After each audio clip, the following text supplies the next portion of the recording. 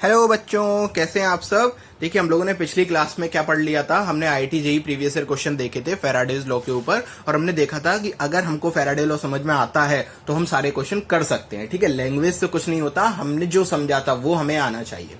ठीक है, आज हम क्या करेंगे, आज हम अपनी इलेक्ट्रोलाइटिक सेल का सबसे लास्ट पार्ट करेंगे, दैट इज इलेक्ट्रोलिसिस।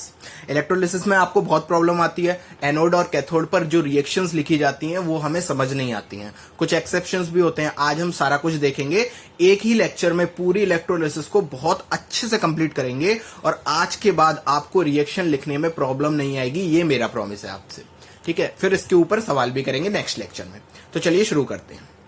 हमने कल की लेक्चर में क्या देखा था, हमने पिछले लेक्चर में ये वाली बात समझ चुके हैं कि इलेक्ट्रोलिसिस क्या होता है। ठीक है, breaking of substance with the help of electricity is called electrolysis.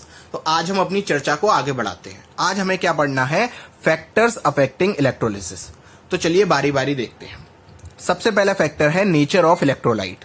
ठीक है, नेचर ऑफ इलेक्ट्रोलाइट कैसे इफेक्ट करेगा, जितना अच्छा इलेक्ट्रोलाइट होगा वो उतना ज्यादा टूटेगा, जितना ज्यादा टूटेगा उतने आयंस बनेंगे, जितने आयंस बनेंगे उतने ही आयंस मूव भी करेंगे। ठीक है, तो सबसे पहला फैक्टर कौन सा है, नेचर ऑफ इलेक्ट्रोलाइट। इलेक्ट्रोलाइट कौन कौन से, कोई भी सॉल्ट ले लो, NaCl, AgNO3, KNO3 एटसेट्रा।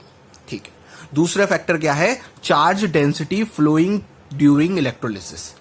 ये थोड़ा सा समझने वाली चीज है। इलेक्ट्रोलिसिस की सारी रिएक्शन केवल इसी बात पर डिपेंड करेंगी। देखो, मैंने आपसे क्या कहा कि सपोज मेरा जो इलेक्ट्रोलाइट था वो सबसे पहले था मोल्टन NaCl। मोल्टन NaCl का क्या है मतलब है कि मोल्टन NaCl का मतलब है कि जो मेरा NaCl सॉलिड में होता है उसको मैंने पिघलाया और इलेक्ट्रोलाइट की तरह उसको यूज कर लिया। ठीक है, इसका मतलब क्या है कि जो मेरा कैटायन होगा वो Na पॉजिटिव होगा और जो एनायन होगा वो Cl माइनस होगा। लेकिन अब मैं दूसरी बार क्या कह रहा हूं, दूसरी बार मैं कह रहा हूं कि अब मैंने अपने NaCl को पानी में डाल दिया और उसका इलेक्ट्रोलाइटिक सॉल्यूशन बनाया। तो मैंने क्या बना लिया, एक्वस सॉल्यूशन बना लिया। ठीक है, तो अब जो मेरे कैटायन होंगे वो कौन कौन से होंगे, Na पॉजिटिव और Cl माइनस तो रहेंगे ही पानी में, लेकिन अब पानी भी तो टूट चुका होगा, तो पानी का एक H पॉजिटिव भी बन गया होगा और एक Cl माइनस भी, सॉरी OH माइनस भी बन गया होगा। ठीक है, तो अब मेरा इलेक्ट्रोलाइट में कौन कौन से सॉल्यूशन है, मतलब कौन कौन से आयंस हैं, Na पॉजिटिव है और H पॉजिटिव है, Cl माइनस है और OH माइनस है। मतलब अब एनोड की तरफ जाने वाले भी दो चीजें हैं मेरे पास और कैथोड की तरफ भी जाने वाली दो चीजें हैं। तो कौन सी चीज जाएगी और वो रिएक्शन करेगी, बस हमें इतना ही पता लगाना होता है। तो आज की चर्चा मेनली हमारी इसी बात पर डिपेंड करेगी, लेकिन उससे पहले और भी फैक्टर्स हैं, पहले उनको देखते हैं। तीसरा फैक्टर क्या है, तीसरा फैक्टर है मेरा कंसंट्रेशन ऑफ इलेक्ट्रोलाइट। ठीक है, कि इलेक्ट्रोलाइट मेरा कितना ज्यादा डाइल्यूट है और कितना ज्यादा कंसंट्रेटेड है। ठीक है, चौथा फैक्टर क्या है मेरा, nature of electrode.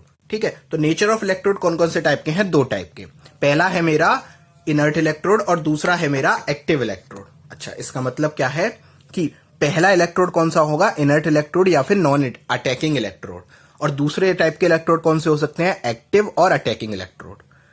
Inert electrode का मतलब क्या है, ऐसा इलेक्ट्रोड जो कि रिएक्शन में पार्ट नहीं लेगा। ठीक है, और एक्टिव इलेक्ट्रोड का मतलब क्या है, जो कि रिएक्शन में पार्ट लेगा। कैसे लेगा अभी समझेंगे प्रॉपर तरीके से, अभी केवल सुनते चलो। ठीक है, इसके एग्जाम्पल क्या है, इसका एग्जाम्पल है प्लेटिनम और ग्रेफाइट। ठीक है, जो आपके कोर्स में है वही बता रहा हूं। ठीक है, और अटैकिंग इलेक्ट्रोड्स के एग्जांपल क्या है, Cu है, Ag है, Au है, Zn है और एटसेट्रा, मतलब कोई भी मेटल।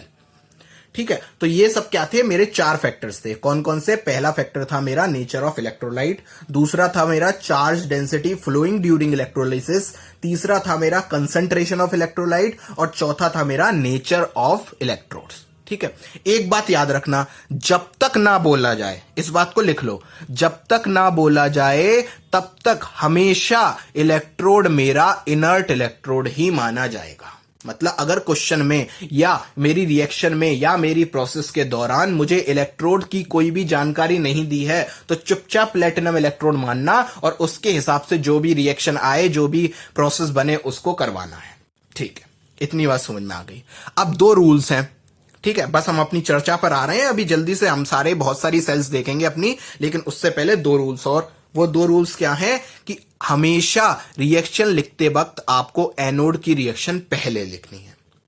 ठीक है, अभी ये वाली बात समझ में आ जाएगी मैं ये वाली बात क्यों बोल रहा हूं। ठीक है, और दूसरी बात क्या है कि अगर एनोड मेरा मेटल का है, ठीक है, मतलब जो मेरा इलेक्ट्रोड है वो कोई मेटल इलेक्ट्रोड है, यानी कि अट्रैक्टिंग इलेक्ट्रोड है। तो क्या होगा, हमेशा एनोड पर मेटल ही ऑक्सीडाइज करेगा।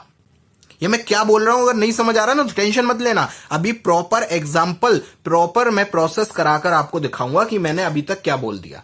बस इस बात को समझ लो अभी, क्या कि अगर मेटल इलेक्ट्रोड का है तो हमेशा इलेक्ट्रोड ही क्या होगा, वो सॉरी मेटल ही क्या होगा, ऑक्सीडाइज। ठीक है, चलो अब इसको जरा तरीके से देखते हैं और अपना पहला केस लेते हैं। Case first. केस फर्स्ट क्या है, केस फर्स्ट मैंने ले लिया मोल्टन सॉल्ट्स का। ठीक है, सपोज मोल्टन NaCl ले लेता हूं मैं। ठीक है, अब मैं मोल्टन NaCl की रिएक्शन करवाऊंगा प्लेटिनम इलेक्ट्रोड के प्रेजेंस में। मोल्टन NaCl की इलेक्ट्रोलिसिस प्लेटिनम इलेक्ट्रोड के केस में। चलिए देखते हैं। तो सबसे पहले क्या होगा, पहला हम प्रोसेस कर रहे हैं तो पहला प्रोसेस बहुत तरीके से करेंगे, एक भी चीज डायरेक्ट नहीं करेंगे। ठीक है, तो सबसे पहले क्या करूंगा, एक इलेक्ट्रोलिटिक टैंक और उसमें 2 इलेक्ट्रोड।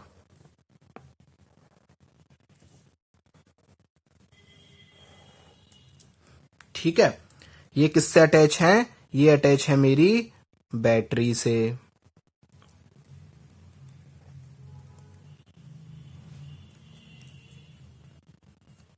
ये दोनों इलेक्ट्रोड मेरी है किसकी, प्लेटिनम की। ठीक है, और यहां पर क्या भरा हुआ है, मोल्टन NaCl। ठीक है, इतनी बात समझ में आ गई, ये मेरे पास एक सेल बनकर तैयार हो गई। ठीक है, चलो तो अब मुझे क्या करना है, अब मुझे लिखनी है इनकी एनोड की और कैथोड की रिएक्शंस। ठीक है, तो उसकी स्टडी जरा मैं करता हूं किस तरीके से वो रिएक्शन लिखी जाएंगी। तो सबसे पहले देखो, इन रिएक्शन को लिखने से पहले आपको क्या पता चलना चाहिए कि मोल्टन NaCl है, तो मेरे सॉल्यूशन में क्या क्या होगा, Na पॉजिटिव और Cl माइनस। ठीक है, अब मैंने आपको क्या बताया था कि एनाइन की तरफ, एनाइन किसकी तरफ जाएगा, एनाइन कैसा होता है, नेगेटिव चार्ज, तो वो किसकी तरफ जाएगा, पॉजिटिव चार्ज की तरफ। और हमेशा इलेक्ट्रोलाइटिक सेल में एनोड कैसा होता है, पॉजिटिव। ठीक है, तो सपोज ये मेरा क्या है, एनोड है, बिकॉज ये कैसा है, ये पॉजिटिव है। और ये क्या हो गया मेरा, कैथोड। कैथोड मतलब नेगेटिव, एनोड मतलब पॉजिटिव। ठीक है, इतनी बात समझ में आ गई। ठीक है, अच्छी बात है। तो अब क्या होगा, अब ये मेरा पॉजिटिव है तो इसकी तरफ कौन जाएगा, Cl माइनस जाएगा। ठीक है, और ये मेरा नेगेटिव है तो इसकी तरफ कौन जाएगा, Na पॉजिटिव जाएगा। ठीक, तो अब मैंने आपसे क्या कहा, सबसे पहले किसकी रिएक्शन लिखनी है, हमेशा एनोड की। तो एनोड की रिएक्शन लिखो। एनोड पर क्या होता है, ऑक्सीडेशन हमेशा। तो एनोड पर क्या होगा, Cl माइनस जाएगा और Cl2 में टूट जाएगा। ठीक है, ठीक। अब इस रिएक्शन को बैलेंस कर लो, 2Cl माइनस और यहां पर 2 इलेक्ट्रॉन। तो याद करो मैंने आपको क्या रटवाया था कि H2 और Cl2 का एन फैक्टर 2 और O2 का एन फैक्टर 4। तो अब समझ में आ गया क्यों रटवाया था 2 एन फैक्टर, बिकॉज इस रिएक्शन में चेंज किसका आ रहा है, 2 इलेक्ट्रॉन का चेंज आ रहा है। बस इसीलिए मैंने आपसे कहा था कि रट लो अभी और बाद में समझा देंगे कि ऐसा क्यों हो रहा है। चलिए, कैथोड की रिएक्शन लिखो। कैथोड पर क्या होगा, हमेशा रिडक्शन। ठीक, तो कैथोड पर कौन जा रहा है, Na पॉजिटिव, एक इलेक्ट्रॉन को ले लेगा और क्या बना लेगा, Na सॉलिड। ठीक है, तो एनोड पर क्या हुआ, oxidation, loss of electron. Cathode पर क्या हुआ, रिडक्शन, गेन ऑफ इलेक्ट्रॉन। किस केस में, मोल्टन NaCl के केस में। अब मैं सपोज कह देता हूं सारा केस यही था, यहां पर NaCl की जगह क्या था, MgCl2।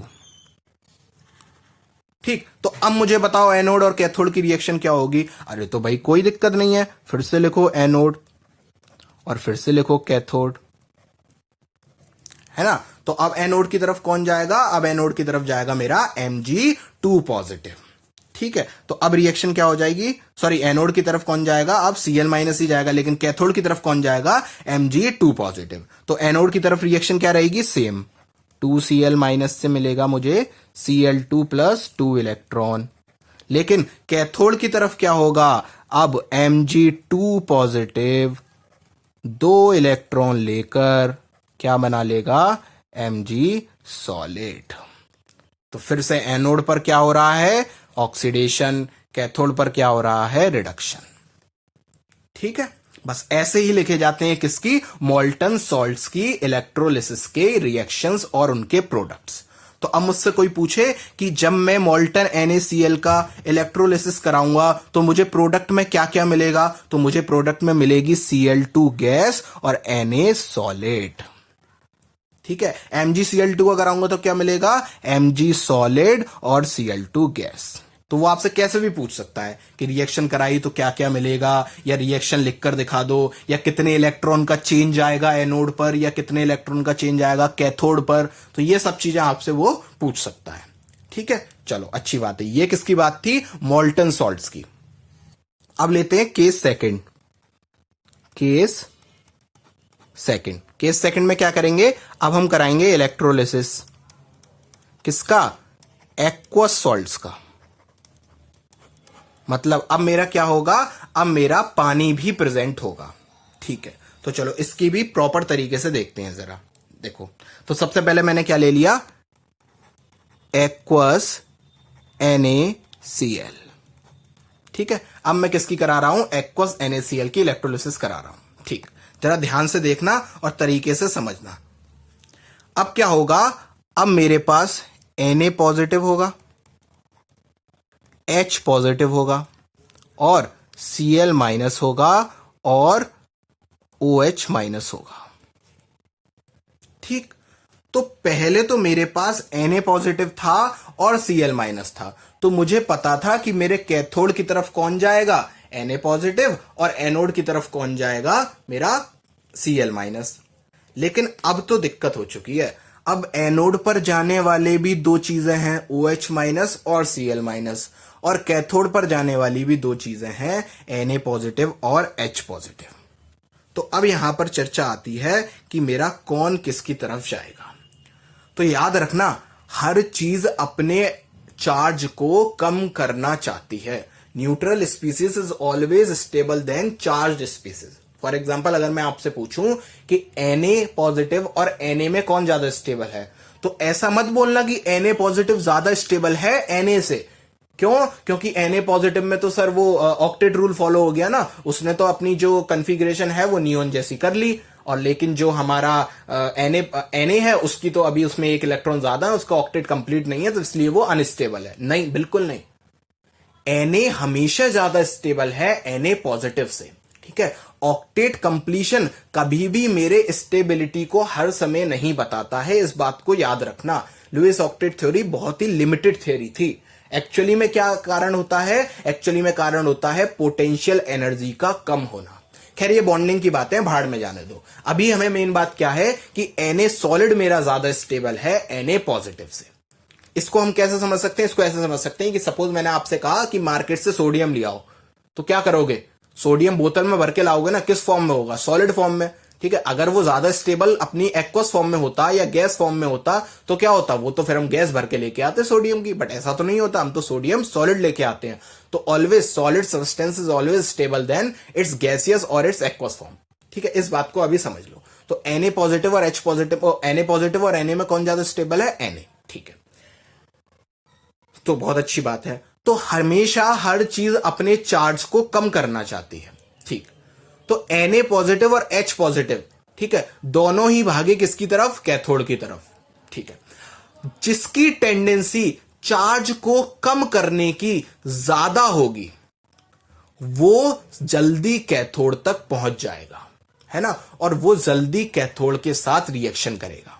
सेम ऐसे ही Cl माइनस और OH माइनस में क्या होगा, जिसकी ज्यादा टेंडेंसी होगी चार्ज को कम करने की वो जल्दी पहुंचेगा और जल्दी रिएक्शन करेगा। अच्छा, ये जो चार्ज की प्रॉपर्टी मैं बोल रहा हूं ना कम करने की, इसी को बोला जाता है डिस्चार्ज पोटेंशियल। मतलब हमारे आयन का कितना पोटेंशियल है अपने आप को डिस्चार्ज करने का। पोटेंशियल तो मतलब समझते हो ना, आपका कितना पोटेंशियल है कि आप कितनी देर पढ़ सकते हो, ऐसे ही चार्ज का भी अपना एक पोटेंशियल होता है कि वो अपने आप को कितनी जल्दी डिस्चार्ज कर लेगा। जिसका जितना ज्यादा डिस्चार्ज पोटेंशियल वो उतनी जल्दी रिएक्शन करेगा और वही उतनी जल्दी डिस्चार्ज होगा। तो इस बात को लिख लेते हैं शुद्ध हिंदी में, जैसे हम पढ़ते हैं वैसे ही लिख लेते हैं, जिसका जितना ज्यादा डिस्चार्ज पोटेंशियल वो जल्दी डिस्चार्ज होगा और पहले रिएक्शन करेगा। ठीक है, इतनी बात समझ में आ गई। चलिए अब हम समझते हैं अपनी नेक्स्ट चीज कि किसका कितना ज्यादा चार्ज पोटेंशियल होगा और किसका कितना कम पोटेंशियल होगा। इस बात को समझने के लिए हमें क्या आना चाहिए, इलेक्ट्रोकेमिकल सीरीज, जो कि हम किस में पढ़ते हैं, जब हम गैल्वेनिक सेल की चर्चा करते हैं। बट हमने तो गैल्वेनिक सेल पढ़ी ही नहीं है, तो क्या हम इलेक्ट्रोकेमिकल सीरीज को नहीं समझ सकते? हाँ, नहीं समझ सकते। फिर क्या करेंगे, तो अब चलेंगे ट्रिक से। ठीक है ना, मैं आपको इलेक्ट्रोकेमिकल सीरीज की ही कुछ खास बातें बताता हूं, जो अगर आप पढ़ भी लेते ना तो भी आपको रटनी ही पड़ती। तो पहले रट लो, बाद में जब उसको पढ़ेंगे तब पढ़ते रहेंगे। ठीक है, तो इलेक्ट्रोकेमिकल सीरीज क्या होती है, एक टाइप की सीरीज होती है। ऐसा मानो अभी एक टाइप की सीरीज होती है जिसमें मेरे एलिमेंट्स या मेरे आयंस एक खास तरीके की प्रॉपर्टीज के ऑर्डर में लगे होते हैं। ठीक है, एक्चुअली में वो प्रॉपर्टी रिडक्शन पोटेंशियल है। ठीक है, उसमें मेरे आयंस या मेरे एटम्स क्या होते हैं, अपने डिस्चार्ज पोटेंशियल्स की या रिडक्शन पोटेंशियल्स के ऑर्डर में लगे होते हैं। ठीक है, तो मुझे सबका पोटेंशियल पता हो, मैंने देख लिया भाई, उस सीरीज में मैं जाऊंगा और देखूंगा कि मेरे किस आयन का कितना पोटेंशियल है। जिसका ज्यादा होगा उसको मैं जल्दी डिस्चार्ज करा दूंगा, जिसका कम होगा उसको मैं कम डिस्चार्ज कराऊंगा या देर में डिस्चार्ज कराऊंगा। ठीक है, तो क्या सबकी वैल्यू रट्टा मारनी पड़ेगी? नहीं, सबकी वैल्यू रट्टा नहीं मारनी है। बुक्स में वैल्यू लिखी होती हैं, वो आपको केवल आइडिया देने के लिए लगी होती है, ताकि आपको फील आ जाए कि हाँ भाई ठीक है, इसका रिडक्शन पोटेंशियल ज्यादा है और इसका रिडक्शन पोटेंशियल कम है। तो हमें रट्टा नहीं मारनी है, हमें आगे बढ़ना है। ठीक है, तो हम क्या करेंगे, सबसे पहले अपनी बात करेंगे कैथोड की। ठीक, कैथोड पर किसकी रिएक्शन होगी, हमें यह कैसे पता चलेगा? तो देखो, इलेक्ट्रोकेमिकल सीरीज में क्या होता है, आयंस और एटम्स अपने किसी एक खास प्रॉपर्टी में लगे होते हैं और वो प्रॉपर्टीज कुछ होती होगी, हमें नहीं मतलब। वो आयंस किस तरीके से लगे होते हैं, जरा उन चीजों को समझो। लगभग 18 से 20 आयंस लगे होंगे इधर। ठीक है, उसके बाद आएगा हाइड्रोजन। ठीक है, और उसके बाद आएंगी मेरी 5 मेटल्स। कौन कौन सी? Cu, Hg, Ag, Pt और Au। ठीक है, कॉपर, मरकरी, सिल्वर, प्लेटिनम और गोल्ड, ये 5 मेटल मेरी हाइड्रोजन के बाद आएंगे। ठीक है, तो ऑलवेज रिमेंबर, अगर मेरी ये 5 मेटल प्रेजेंट है सॉल्यूशन में, तो हमेशा सबसे पहले यही डिस्चार्ज होंगी। ठीक है, और अगर इनके अलावा कोई और है तो हाइड्रोजन डिस्चार्ज होगी। ठीक है, समझते चलो, अभी आपको सब समझ में आएगा। ठीक है, क्या बोल रहा हूं मैं कि अगर मेरे पास ये 5 मेटल प्रेजेंट हैं तो सबसे पहले मैं इन्हीं को रिड्यूस करवाऊंगा कैथोड पर जाकर। लेकिन अगर मेरे पास कोई और मेटल इधर से प्रेजेंट हुई, वो कोई भी हो सकती है, मैंने आपको नाम तो बनाया नहीं, तो मतलब इनके अलावा कोई और भी आए तो वो इधर की है, आपको ये रट्टा मारना है। ठीक है ना, तो अगर वो प्रेजेंट है तो आपको हमेशा हाइड्रोजन को रिड्यूस करवाना है। अभी एग्जांपल से समझेंगे। ठीक है, इस बात को आप पहले लिख लो। ठीक, एनोड की बात करते हैं। तो एनोड में आपके कोर्स में आने वाली कौन कौन सी चीजें होंगी उसको देखते हैं। हो सकता है वो SO4 2- आयन मेरा प्रेजेंट हो सकता है NO3- आयन प्रेजेंट हो सकता है OH- प्रेजेंट हो सकता है Cl-, हो सकता है Br- और हो सकता है I- प्रेजेंट हो। ठीक है, तो इतने आयंस आपके पास प्रेजेंट होंगे। ठीक, तो अब आपको इसमें क्या याद रखना है कि अगर मेरी ये वाली प्रेजेंट है, ठीक है, अगर मेरे पास Cl minus ion, Br minus ion, I minus ion है, तो मैं इन्हीं को ऑक्सीडाइज करवाऊंगा,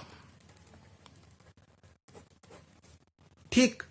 लेकिन अगर मेरे पास OH माइनस आयन या इन दोनों आयन में से कोई एक आयन है, तो हमेशा OH माइनस आयन को ही ऑक्सीडाइज करवाया जाएगा। ये बहुत बड़ी चीज बता रहा हूं आपको, अगर ये वाली चीज आती है ना तो आपके सारे क्वेश्चन बन गए, आप ऐसा समझ लो। मैंने आपको कैथोड में क्या बताया कि अगर आपके पास ये 5 मेटल हैं, ठीक है, इनको याद करने की ट्रिक क्या है, चापा, चापा, चापा कैटेगरी, ठीक है। तो अगर चापा कैटेगरी की मेटल्स आपके पास हैं तो हमेशा आप इन्हीं को रिड्यूस करवाओगे, ठीक है। और अगर चापा कैटेगरी के अलावा कोई और इधर की मेटल्स आ गई या हाइड्रोजन आ गया तो हमेशा हाइड्रोजन को ही रिड्यूस करवाना है। कैसे, अभी एग्जांपल दूंगा आपको, बस आप इन चीज को लिख लो अपनी कॉपी में, ठीक है।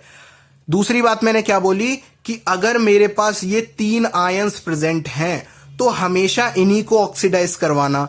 लेकिन अगर मेरे पास OH माइनस आयन है या इन दोनों में से कोई है तो आप OH माइनस आयन को ऑक्सीडाइज करवाओगे।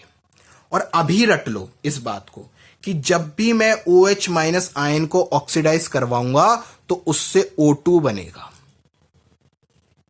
ठीक है। जब भी मैं OH माइनस आयन को ऑक्सीडाइज करवाऊंगा तो उससे O2 बनेगा। चलिए, ठीक। जब मैं Cl माइनस को करवाऊंगा तो Cl2, Br माइनस को Br2 और I माइनस को I2।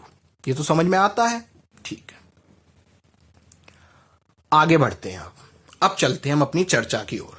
तो अब मैंने आपसे क्या कहा कि एक्वस NaCl का इलेक्ट्रोलिसिस करो, ठीक। तो बहुत अच्छी बात है, तो फिर से वही सिस्टम बनाएंगे, चलो, ठीक। इसमें 2 क्या है, इलेक्ट्रोड, वो एक बैटरी से जुड़ी हुई हैं, ठीक है। यहां पर पॉजिटिव आयन, यहां पर नेगेटिव आयन, ठीक है। अब क्या होगा, ये मेरा क्या है, एनोड, ये मेरा क्या है, कैथोड। अब मेरे सॉल्यूशन में एक्वस NaCl है ना, तो कौन कौन से आयंस प्रेजेंट होंगे सॉल्यूशन में, प्रेजेंट होंगे Na पॉजिटिव, ठीक है, और H पॉजिटिव और Cl माइनस और OH माइनस, ठीक। तो अब मैं आपसे पूछूं एनोड पर कौन कौन जाएगा, तो एनोड पर जाएंगे मेरे नेगेटिव वाले, ठीक है। ये मेरे किस पर जाएंगे, कैथोड पर कौन कौन जाएंगे, ये दोनों, ठीक है। तो सबसे पहले रिएक्शन किसकी लिखनी है, एनोड की। चलो, तो सबसे पहले रिएक्शन हम लिखेंगे किसकी, एनोड की, ठीक है। एनोड की रिएक्शन लिखने से पहले मुझे यह तो पता होना चाहिए कि एनोड पर पहले कौन जाएगा और कौन ऑक्सीडाइज होगा, ठीक है। तो OH माइनस और Cl माइनस, अरे Cl माइनस आ गया, Cl, Br और I मतलब CBI। अगर CBI है तो कोई भी कुछ नहीं कर सकता भाई, CBI की ही बात चलेगी। तो CBI है तो क्या होगा, पहले Cl माइनस ऑक्सीडाइज होगा,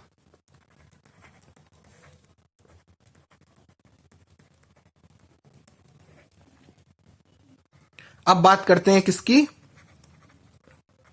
कैथोड की, ठीक है। तो कैथोड पर क्या होगा, कैथोड पर 2 आयंस जा रहे हैं, कौन कौन से, Na पॉजिटिव और H पॉजिटिव, ठीक। क्या इन दोनों में कोई भी मेरी चापा कैटेगरी का है, नहीं, तो क्या होगा, H पॉजिटिव मेरा रिड्यूस होगा, बस खत्म बात। Na पॉजिटिव का क्या होगा, भाड़ में जाए, मुझे नहीं मालूम, ठीक। तो अब क्या होगा, मेरा H पॉजिटिव क्या करेगा, रिड्यूस हो जाएगा, किसमें, हाइड्रोजन गैस में। तो याद करो मैंने आपको हाइड्रोजन गैस का एन फैक्टर कितना बताया था, 2, प्रूफ हो गया, 2 ही इलेक्ट्रॉन का चेंज आ रहा है, ठीक।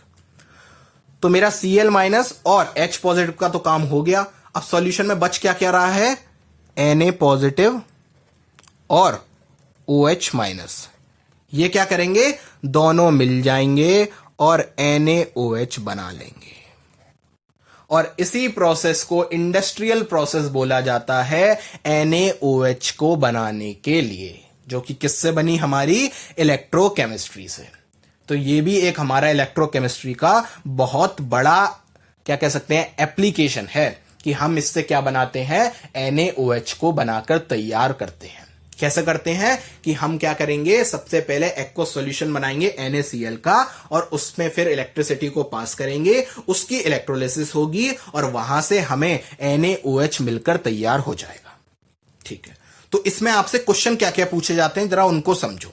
आपसे पूछा जाएगा कि एनोड पर कौन सी रिएक्शन होगी, बता दिया भाई। उस पर इलेक्ट्रॉन का चेंज कितना आएगा, वो भी बता दिया। कैथोड पर कौन सी रिएक्शन होगी, बता दिया। कैथोड पर इलेक्ट्रॉन का चेंज कितना आएगा, वो भी बता दिया। इस इलेक्ट्रोलिसिस के दौरान प्रोडक्ट क्या क्या बनेंगे, तो Cl2 गैस रिलीज होगी, H2 गैस रिलीज होगी और NaOH बनेगा। ठीक है, Cl2 गैस रिलीज होगी, H2 गैस रिलीज होगी और NaOH बनेगा। ठीक, रिएक्शन में पार्टिसिपेट कौन कौन करेगा, Cl माइनस आयन और H पॉजिटिव आयन।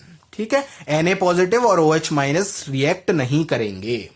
ठीक है, किसमें, इलेक्ट्रोलिसिस के दौरान में। ठीक है, एक चीज और पूछता है कि आफ्टर इलेक्ट्रोलिसिस मेरे सिस्टम में पीएच में क्या चेंज आया। तो गौर से देखो, आपको प्रोडक्ट में एक बेस मिलकर मिला है। ठीक है, NaOH तैयार हो गया प्रोडक्ट में, तो प्रोडक्ट में अगर NaOH तैयार हो गया मतलब प्रोडक्ट मेरा बेसिक हो गया, तो पीएच मेरी इंक्रीज हो जाएगी। मतलब शुरुआत में जितनी पीएच थी अब उससे ज्यादा ही पीएच होगी। ठीक है, तो ये थी मेरी किसकी बात, एक्वस NaCl की बात। आई होप अब आपको चीजें क्लियर होना शुरू हो गई होंगी। चलिए 2-3 एग्जांपल और करते हैं। तो दूसरा एग्जांपल क्या है, अब मैंने आपसे बोला कि एक्वस ZnSO4 सॉल्यूशन की मुझे इलेक्ट्रोलिसिस कर कर बताओ। ठीक है, तो अब मैं सेल वगैरह नहीं बना रहा, अब डायरेक्ट करेंगे। ठीक है, तो मेरे पास पॉजिटिव आयंस कौन कौन से होंगे, Zn2 पॉजिटिव और H पॉजिटिव। ठीक है, नेगेटिव आयन कौन कौन से होंगे, OH माइनस और SO4 2 माइनस। ठीक है, इतनी बात समझ में आ रही है, चलिए बहुत अच्छी बात है। तो एनोड पर कौन कौन जाएंगे, ये मेरे एनोड पर जाएंगे, ये मेरे कैथोड पर जाएंगे। पहले मुझे रिएक्शन किसकी लिखनी है, एनोड की। तो एनोड को लो, चलो अब एनोड पर क्या होगा, ऑक्सीडेशन। ठीक है, सल्फेट प्रेजेंट हो और OH माइनस प्रेजेंट हो तो हमेशा किसका ऑक्सीडेशन करते हैं, OH माइनस का। ठीक है, अब सारी चीजें क्लियर होने ही लगेंगी। ठीक है, तो चलो क्या होगा, OH माइनस का ऑक्सीडेशन करेंगे तो हमेशा क्या बनता है, O2। ठीक है, यहां पर एक ऑक्सीजन है, यहां पर 2 है, तो हाफ से इंटू कर दो और फिर उसके बाद अपने रेडॉक्स में आपने सीखा होगा किस तरीके से चीजों को बैलेंस करते हैं।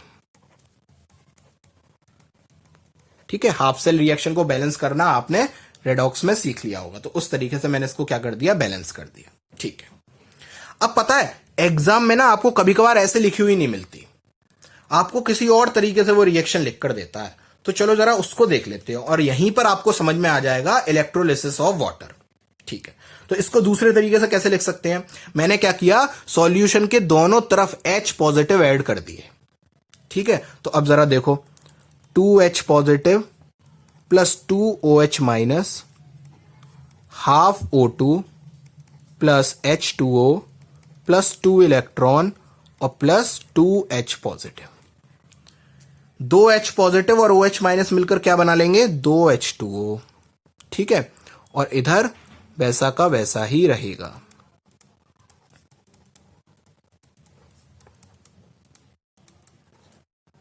ठीक, अब क्या होगा, 2H2O इधर है, एक H2O इधर है, तो ये एक एक कट जाएगा।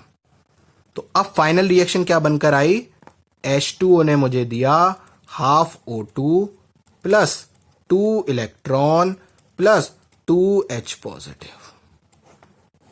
वेरी इंपॉर्टेंट, बिकॉज अरे ये तो ऐसा लग रहा है कि वाटर का हाइड्रोलिसिस हो रहा है एक्वस ZnSO4 में, बिकॉज जब वाटर का हाइड्रोलिसिस करते हैं तो भी यही रिएक्शन मिलती है। तो अब आपको समझ में आया, इसीलिए बोला जाता है, जब आपने आयनिक पढ़ा होगा ना तो आपके टीचर ने आपको बताया होगा कि बेटा प्योर वाटर का ना कभी इलेक्ट्रोलिसिस नहीं होता। क्यों? क्योंकि प्योर वाटर में जो H पॉजिटिव और OH माइनस आयन होते हैं ना, उनकी कंसंट्रेशन बहुत कम होती है, 10⁻⁻7 के पास होती है। अच्छा, तो क्या करते हैं, तो उनमें कोई एसिड या स्ट्रॉन्ग इलेक्ट्रोलाइट ऐड किया जाता है जिससे उनमें H पॉजिटिव और OH माइनस की कंसंट्रेशन बढ़ जाए और उसके बाद उनकी रिएक्शन करवाई जाती है। तो इसमें हमने क्या ऐड किया था, हमने ZnSO4 रिएक्ट करवाया था। ठीक है, मतलब ZnSO4 का सॉल्यूशन उसमें, मतलब ZnSO4 उसमें मिलाया था एक्वस सॉल्यूशन में और तब उसकी हाइड्रोलिसिस करवाई। तो एक्चुअली में जो हाइड्रोलिसिस हुई वो किसकी हुई, वाटर की हुई। ठीक है, तो आपको रिएक्शन ये भी लिखी मिल सकती है, आपको रिएक्शन ये भी लिखी मिल सकती है। मैंने बस आपको कन्वर्जन दिखा दिया दोनों का कैसे होता है। ठीक है, तो अब मुझसे पूछा जाए कि एनोड पर कौन गया, OH माइनस, प्रोडक्ट क्या बना, O2। ठीक है, बहुत अच्छी बात है। चलिए अब क्या बात करते हैं, अब करते हैं हम बात कैथोड की। ठीक है, चलो अब कैथोड पर रेस लगाने वाले कौन कौन है, Zn2 पॉजिटिव और H पॉजिटिव। तो क्या Zn2 पॉजिटिव चापा कैटेगरी का है, नहीं, तो किसका होगा, H पॉजिटिव का। ठीक है, तो कैथोड पर 2 H पॉजिटिव मिलेंगे 2 इलेक्ट्रॉन से और H2 बना लेंगे। ठीक है, अब हमको इसको भी लिखना है किसके टर्म में, वाटर की हाइड्रोलिसिस के टर्म में। तो क्या करेंगे, अब यहां पर H पॉजिटिव तो ऑलरेडी है, तो आपने रेडॉक्स में सीखा होगा, इसमें क्या करेंगे, OH माइनस ऐड करेंगे। हमें बस पानी बनाना है, कैसे भी बनाओ।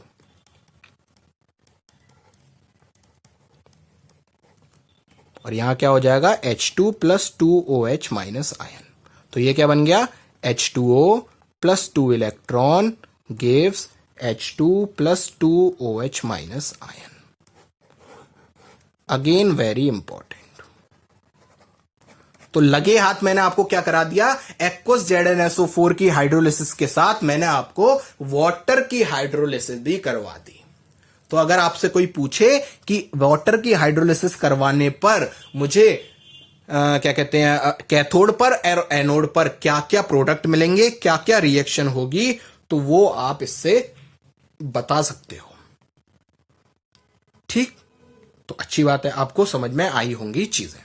अच्छा, अब हमारा नेक्स्ट क्या है, अब हमारा नेक्स्ट है, तो अगर मैं इन दोनों को जोड़कर लिखूं, ठीक है ना, कि अगर मुझे नेट रिएक्शन लिखनी है तो जब मैं इन दोनों को जोड़ूंगा ना तो आपको क्या मिल जाएगी, नेट रिएक्शन। नेट रिएक्शन आपको मिलेगी H2O गिव्स H2 + ½ O2।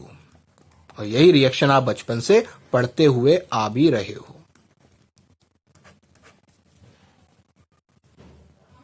ठीक है, तो और ये वाली बात भी आपको समझ में आ गई ना कि प्योर वाटर का हम इलेक्ट्रोलिसिस कैसे नहीं कर सकते हैं। ठीक, तो अब जरा इस रिएक्शन को देखो और जरा थोड़ी सी चर्चा करते हैं इस रिएक्शन में। अगर मैं आपसे कहूं कि H2 और O2 के मुझे इक्विवेलेंट्स का रेशियो बताओ। ठीक है, अब हम चीजें थोड़ी सी जनरलाइज करने जा रहे हैं, रीजन समझेंगे लेकिन फिर उसके बाद रट लेंगे उनको, ताकि हमें न्यूमेरिकल्स में ज्यादा दिक्कत ना आए। ठीक है, तो मैंने आपसे क्या कहा कि मुझे H2 और O2 के इक्विवेलेंट का रेशियो बताओ। तो नंबर ऑफ इक्विवेलेंट्स क्या होता है, n factor into number of moles. ठीक है, तो H2 का n फैक्टर कितना हो गया, 2, इसके मोल्स कितने हैं, 1, तो इसके नंबर ऑफ इक्विवेलेंट्स 2। O2 का n फैक्टर 4, इसके मोल्स 1/2, तो इसका भी कितना आ गया, 2। अच्छा, इक्विवेलेंट्स का रेशियो कितना है, 1:1। ठीक, चलो अब मैंने आपसे पूछा मोल्स का रेशियो बताओ, तो मोल्स तो साफ साफ दिख रहे हैं ना, मोल्स का रेशियो क्या हो गया, 1:1/2, दैट इज 2:1। ठीक है, ये किसका रेशियो है, इक्विवेलेंट्स का। ये किसका रेशियो है, नंबर ऑफ मोल्स का। ठीक है, तो मास का रेशियो भी पूछ लूं तो कैसे बताओगे, दोनों के मास का इंटू कर दो इसमें, तो मास का रेशियो क्या आ जाएगा, 8:1। ठीक है, चलो ये किसका रेशियो हो गया, मास का, किसमें, ड्यूरिंग इलेक्ट्रोलिसिस ऑफ वाटर। ठीक है, क्योंकि एग्जाम में सबसे ज्यादा सवाल किसके आते हैं, वाटर की इलेक्ट्रोलिसिस के ही सबसे ज्यादा सवाल आते हैं। तो आपको इनके डायरेक्ट रिलेशन ये पता होने चाहिए, जिससे आपको न्यूमेरिकल्स में बहुत आसानी होगी। ठीक है, चलो जैसे एक न्यूमेरिकल मैं आपको करवाता हूं। तो न्यूमेरिकल क्या है कि मुझसे बोला गया कि इलेक्ट्रोलिसिस के दौरान, ड्यूरिंग इलेक्ट्रोलिसिस क्या हुआ, मुझे जो वॉल्यूम O2 का जो ऑब्टेंड हुआ कैथोड पर वो कितना था, सॉरी वॉल्यूम ऑफ H2 जो ऑब्टेंड हुआ कैथोड पर वो कितना था, 224 ml। ठीक है, वॉल्यूम H2 का जो कैथोड पर मुझे मिला वो कितना था, 224 ml। ठीक, मुझे वॉल्यूम ऑफ O2 बता दो कितना मिलेगा एट एनोड। ये मेरा क्या है, क्वेश्चन है। ठीक, मैंने लैंग्वेज नहीं लिखी है, लैंग्वेज बनाकर आप लिख लेना। ठीक है, तो अब देखो, अब ये कितनी अच्छी तरह आपको चीजें क्लियर हो चुकी होंगी। अगर आपको पीछे वाली चीज याद है ना तो कितनी जल्दी बन जाएगा। देखो मैंने आपसे क्या बोला कि मोल्स का रेशियो कितना होता है, 2:1। ठीक है, तो अगर मोल्स का रेशियो 2:1 है तो मोल्स को वॉल्यूम में चेंज करने के लिए क्या करते हैं, मोल्स को वॉल्यूम में चेंज करने के लिए 22.4 का इंटू करते हैं, तो वो तो दोनों में ही होगा। तो वॉल्यूम का भी रेशियो क्या आएगा, 2:1। किसका, H2:O2। तो H2 का वॉल्यूम कितना है, 224 ml। तो O2 का वॉल्यूम कितना आ गया, 112 ml। देखा कितना इजी था, अगर आपको वो चीज डायरेक्ट याद है ना। तो अब देखो समझ में तो हमें आ गई ना, तो डायरेक्ट याद करने में कोई बुराई नहीं है। न्यूमेरिकल बहुत जल्दी बनेगा, करने को आप भैया प्रॉपर रिएक्शन लिखते, नेट रिएक्शन निकालते, उसके बाद करते, क्या फायदा है। रट लिया तो काम बन गया ना, या तो हमने अंधाधुंध रटाओ, तो ऐसा तो किया नहीं, हमने चीजें समझ के रटी, तो क्वेश्चन हमारा तुरंत बन गया। ठीक है, चलिए आगे बढ़ते हैं, दूसरी बात करते हैं। अच्छा, पीछे आपने रिएक्शन में क्या देखा था, पीछे जो आपने रिएक्शन पढ़ी थी उसमें मैंने देखा था कि पानी के 1 मोल को इलेक्ट्रोलाइज करने के लिए मेरा कितना चार्ज लग रहा है, 2 फैराडे का चार्ज लग रहा है। देखो दिखाता हूं आपको, ये रिएक्शन पढ़ी थी ना हमने, तो हमने क्या देखा था कि पानी का 1 मोल इसको इलेक्ट्रोलाइज करने के लिए, ठीक है, कितना लग रहा है, 2 इलेक्ट्रॉन का चार्ज लग रहा है ना। तो मैं क्या कहना चाहता हूं कि अगर मेरे पास वाटर का 1 मॉलिक्यूल है तो कितना चार्ज, मतलब कितने इलेक्ट्रॉन का चार्ज लगेगा मुझे, 2 इलेक्ट्रॉन का। अगर मैं बोलूं मेरे पास वाटर का 1 मोल है तो कितना मिलेगा, 2 मोल इलेक्ट्रॉन, है ना। 2 मोल इलेक्ट्रॉन का चेंज आएगा, या मुझे 2 मोल इलेक्ट्रॉन मुझे चार्ज पास करना पड़ेगा, है ना। 2 मोल इलेक्ट्रॉन का मतलब क्या है, 2 फैराडे। ठीक, तो हमेशा याद रखना, during electrolysis of 1 mole of water there is 2 Faraday का चेंज। ठीक है, तो अब हम क्या लिख सकते हैं, during 1 mole of H2O electrolysis there is change of 2 Faraday. ठीक है, ये हमारी अब क्या हो गई, जनरलाइज बात हो गई, समझ में आ गई। तो अब ऐसे करके जनरलाइज बातें आप लिखते चलोगे ना तो आपको चीजें क्या हो जाएंगी, आसान हो जाएंगी। ठीक है, अब एक चीज और पढ़ते हैं जरा। अगर मैं आपसे बोलूं कि क्या आ जाए, मेटल का इलेक्ट्रोड आ जाए, या उससे पहले थोड़ा सा देखते हैं कि अगर मेरे पास कैथोड को अगर मैं चेंज कर दूं तो क्या होगा। फॉर एग्जाम्पल, अब मैंने आपसे क्या बोला, मैंने आपसे कहा कि मुझे इलेक्ट्रोलिसिस कर कर बताओ एक्वस NaCl का यूजिंग मरकरी का कैथोड। ठीक है, मरकरी का कैथोड यूज करके मुझे एक्वस NaCl की इलेक्ट्रोलिसिस करके बताओ। ये अब डिफरेंट केसेस आ गए। ठीक है, तो चलो करते हैं। तो अब सबसे पहले क्या होगा, एनोड की रिएक्शन लिखते हैं। तो एनोड पर कौन कौन होगा, OH- और Cl-। तो कौन जीतेगा, Cl-। तो इसकी रिएक्शन तो ऐसे ही लिख दो, 2Cl- गिव्स Cl2 + 2 इलेक्ट्रॉन। ठीक, अब बात करते हैं किसकी, कैथोड की। तो कैथोड में थोड़ा सा पंगा हो गया। अब क्या था, Na पॉजिटिव और H पॉजिटिव थे, तो एग्जैक्टली में किसको जीतना चाहिए था, H पॉजिटिव को। लेकिन जीत कौन जाता है? Na positive. इन्हीं में एक्सेप्शंस की आपसे बात कर रहा था कि यही यहां पर वो आपको फंसा देता है। ठीक है, ये क्या है? एक्सेप्शन। अब ये ऐसा हुआ क्यों? तो ऐसा इसलिए हुआ because metals are highly soluble in amalgam.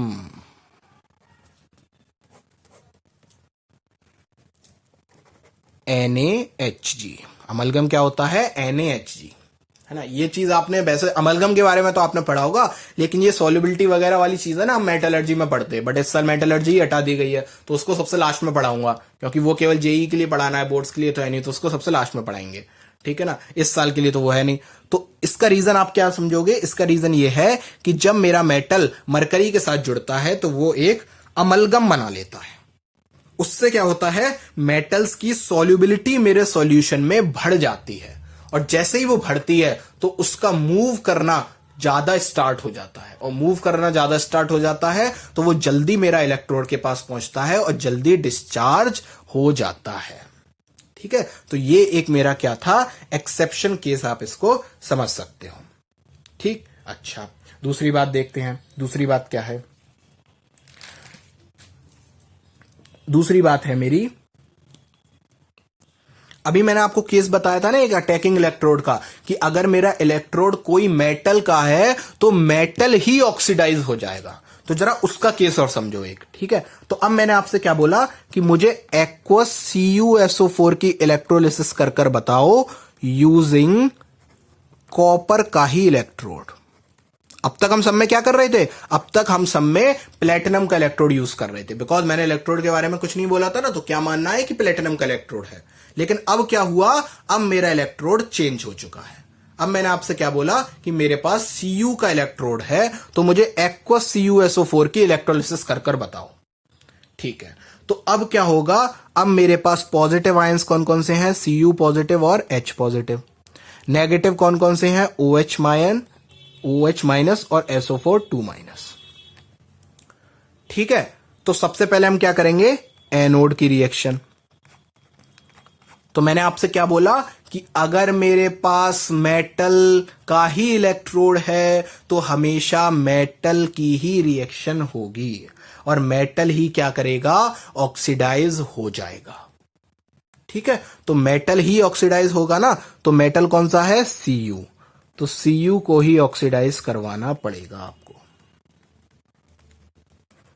ये रखे के रखे रह जाएंगे। समझ में आ गई बात? सॉरी, ये वाले रखे के रखे ही रह जाएंगे। Cu2 पॉजिटिव होगा, Cu2 पॉजिटिव और H पॉजिटिव तो ऐसे ही रहे। OH माइनस और SO4 2 माइनस जाने चाहिए थे अब की बार किसकी तरफ? एनोड की तरफ, लेकिन यहां पर तो खेल हो गया। ठीक है, क्या हुआ? ये दोनों तो ऐसे ही रह गए और मेरा कॉपर ही ऑक्सीडाइज हो गया। तो ये केस मैं आपको समझाना चाह रहा था कि अगर मेटल का इलेक्ट्रॉन होता है, वो मेटल का इलेक्ट्रोड होता है, तो हमेशा मेटल ही ऑक्सीडाइज करेगा और मेटल ही रिड्यूस करेगा। अच्छा, अब ऐसा हो क्यों रहा है, जरा इसको समझते हैं। तो इसको ध्यान से समझो। ये आपका क्या है? एक एक्सेप्शन मान लो, चाहे एबनॉर्मल केस मान लो, कुछ भी मान लो। इसका रीजन क्या है उसको समझो। देखो, SO4 2 माइनस और OH माइनस कहां पर है? मेरे सॉल्यूशन में है। ठीक है, तो जब तक वो एनोड पर जाएंगे उनको जाने में लगेगा टाइम, है ना, क्योंकि वो है बाहर के। लेकिन Cu तो भैया अपने अंदर का ही है ना, वो एक्टिव इलेक्ट्रोड है ना, और वो अपने इलेक्ट्रोड के अंदर ही है, तो उसको रिएक्शन करने में क्या है? वो तो वहीं की वहीं है, वहीं की वहीं बैठा बैठा रिएक्शन कर देगा, है ना। तो मतलब कहते हैं ना कि घर का दुश्मन बाहर वाले से ज्यादा खतरनाक होता है। तो सेम बात है, Cu मेरा घर में बैठा हुआ है, OH माइनस SO4 2 माइनस को चलकर जाना पड़ेगा और अटैक करना पड़ेगा, लेकिन तब तक तो मेरा घर वाला ही खेल खेल जाएगा। तो दैट्स वाई Cu की रिएक्शन एनोड पर पहले हुई। ठीक, अब बात करते हैं किसकी? कैथोड की। ठीक है, तो कैथोड पर क्या है? कैथोड पर Cu2 पॉजिटिव और H पॉजिटिव। क्या ये चापा कैटेगरी का है? अरे हां, तो हाइड्रोजन का नहीं होगा। अब किसका होगा reduction? Cu2 positive plus electron gives Cu solid. तो अब एक बात देखो, यहां Cu2 पॉजिटिव बना और यहां Cu2 पॉजिटिव यूज हो गया। यहां Cu पॉजिटिव Cu बना तो यहां Cu यूज हो गया, मतलब नेट तो कोई चेंज ही नहीं आया। तो अगर मैं आपसे पूछूं कि कॉपर की, एक्वस कॉपर सल्फेट की अगर मैं इलेक्ट्रोलिसिस कराऊं कॉपर इलेक्ट्रोड को यूज करके, तो किसकी कंसंट्रेशन में चेंज आएगा? तो बोलोगे भाई किसी की कंसंट्रेशन में चेंज नहीं आएगा, बिकॉज अब तो दोनों ही, चारों ही चीजें मेरी क्या है, बराबर, जितनी यूज हुई उतनी ही बनकर तैयार हो गई। ठीक है, तो क्या कंसंट्रेशन में कोई चेंज आया? बिल्कुल नहीं। ठीक है, क्या पीएच में चेंज आया? नहीं, पीएच में भी चेंज नहीं आया। लेकिन एक काम यहां पर हो गया, क्या? जरा उसको समझो। एनोड पर मेरा Cu पॉजिटिव क्या हो रहा है? कम हो रहा है, और कैथोड पर Cu मेरा बढ़ रहा है। तो सपोज अगर मैं आपसे बोलूं कि ये मेरा कंटेनर है ना, और पहले मेरे कंटेनर में क्या रहा होगा? सपोज मेरा पहले यहां पर ये कैथोड है। ठीक है, तो क्या हो रहा है? यहां से Cu मेरा कम हो रहा है और यहां पर क्या होता जा रहा है? ऐड होता जा रहा है। तो एक समय बाद क्या होगा? इस वाली रॉड का मास तो क्या हो जाएगा? कम, और इस वाली रॉड का मास बढ़ जाएगा, बिकॉज यहां पर Cu इकट्ठा हो जाएगा।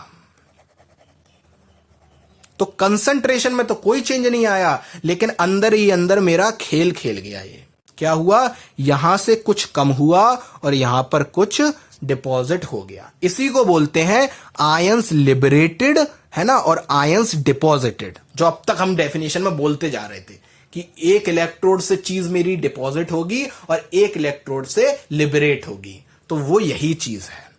तो अब तक हमने जितना भी रटा था ना, अब हम सब चीजें कवर कर चुके हैं। किसका कितना एन फैक्टर होता है, ये इलेक्ट्रोलिसिस में क्या बवाल फैलता था कि इसकी इलेक्ट्रोलिसिस इसके साथ using this electrode that electrode. तो अब ये सारी चीजें आपको समझ में आने लगी होंगी, आई होप। ठीक है, अब क्या होता है? तो एक्चुअली में क्या होना चाहिए कि जितना मास यहां से कम हुआ, सपोज मेरे पास एक्स मास यहां से कम हुआ, ठीक है, और यहां पर क्या हो गया? वाई मास जुड़ गया। तो एक्चुअली में तो क्या होना चाहिए? X is equal to Y, but ऐसा नहीं होता। एक्चुअली में क्या होता है? X is greater than Y. क्यों? क्योंकि जितना भी एनोड से मास निकलता है ना, वो सारा कैथोड पर नहीं जुड़ता। कुछ मेरी गंदगी नीचे बच जाती है, जिसको मैं क्या बोलता हूं? एनोड मड, एनोड से निकली हुई मिट्टी, ऐसा समझ लो। ठीक है, तो always X is greater than Y. ठीक है, कब? जब हमने इलेक्ट्रोड चेंज किया, अपना कॉपर का ही इलेक्ट्रोड हमने कर दिया। ठीक है, तो अब आपको चीजें समझ में आ रही होंगी, ऐसी मैं आशा करता हूं। ठीक, तो अब ये कितनी मोटाई है ना, ये पूछ ली जाती है आपसे कि ये कितनी मोटाई का आपको एक्स्ट्रा मतलब मड मिल गया। तो उसका एक फॉर्मूला होता है, उस फॉर्मूले को डायरेक्ट रट लो, क्योंकि वो आपके बोर्ड्स में नहीं है, तो उसका डेरिवेशन आपसे वो नहीं पूछा जाएगा। तो थिकनेस निकालनी है। थिकनेस को मैं रिप्रेजेंट कर दे रहा हूं किससे? TH से। ठीक है, तो इस थिकनेस को निकालने का फॉर्मूला क्या होगा? TH is equal to EIT upon 96500 into 1 upon area into density. इस फॉर्मूले को आपको याद रखना है। यहां से आपकी थिकनेस निकल जाएगी बहुत आराम से। आपको सब कुछ दिया जाएगा, आप अपनी थिकनेस निकाल लेना। ठीक है, ये किसका फॉर्मूला हो गया कि कितनी थिकनेस मेरी वहां पर ऐड होगी। ठीक है, अब और आपसे क्या क्या पूछ लिया जाता है? और आपसे पूछ लिया जाता है कि अगर वो इसमें क्या कर सकता है, इसमें वो आपकी इलेक्ट्रोलाइट चेंज कर सकता है। अभी हमने इलेक्ट्रोलाइट का केस नहीं पढ़ा ना, तो अगर मैं इलेक्ट्रोलाइट को भी चेंज करवाऊं तो क्या होगा, जरा उसको देखते हैं। ठीक है, तो चलो, अब मैंने आपसे क्या कहा कि मुझे एक्वस NaCl की इलेक्ट्रोलिसिस करके बताओ वेरी डाइल्यूट सॉल्यूशन में। याद रखना, एक्वस NaCl और एक्वस NaCl वेरी डाइल्यूट, दोनों बातों में अंतर होता है।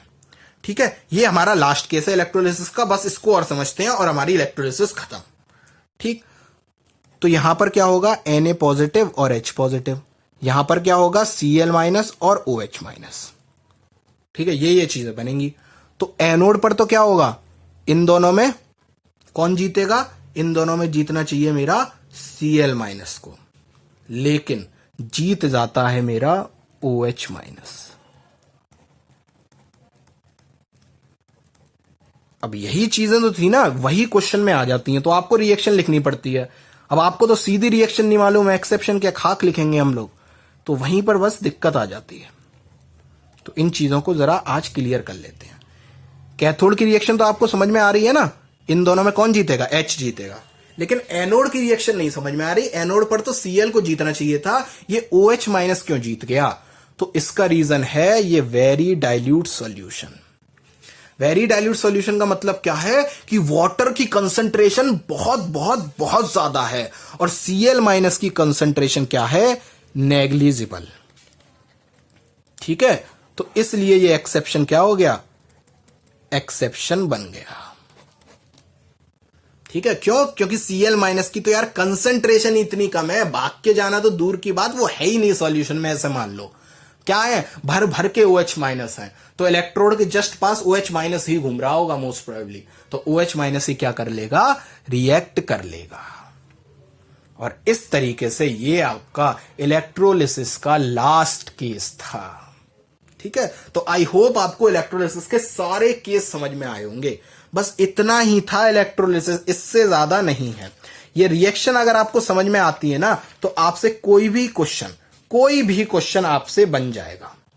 ठीक है, तो इसके क्वेश्चन भी हम करेंगे अब अगली क्लास में। और यहां पर आपका इलेक्ट्रोलिटिक सेल